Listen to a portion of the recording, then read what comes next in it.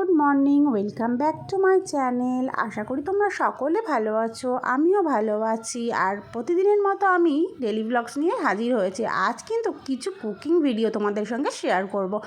আর কি cooking video দেখো, mixed মশালা মাখানা বানাবো আজকে আমি। তো দেখো, তার জন্য আমি বাজার থেকে কিছু সাদা মাখানা কিনে নিয়ে এসেছিলাম।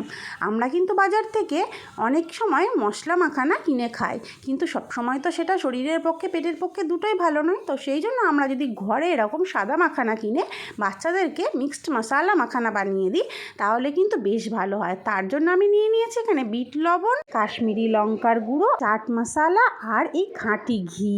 তো চলো নেক্সট প্রসেসে আমরা চলে যাই।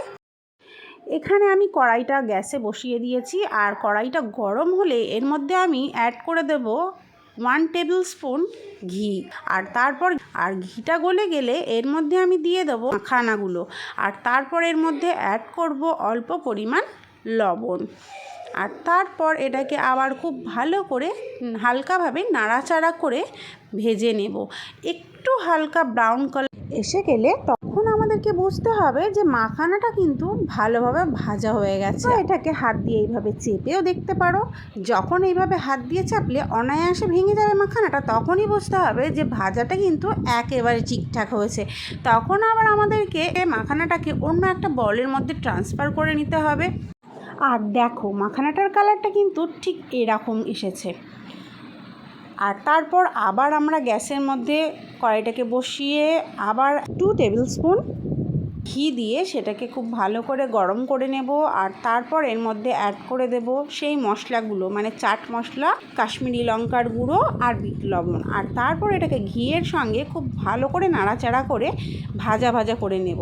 তারপর এটা খুব ভালোভাবে মিক্সড হয়ে গেলে এর মধ্যে অ্যাড করে দেব ভেজে রাখা মাখানাগুলোকে। আর তারপর খুব ভালো করে নাড়াচাড়া করে আবার সবগুলোকে একসঙ্গে মিক্সড করে নেব।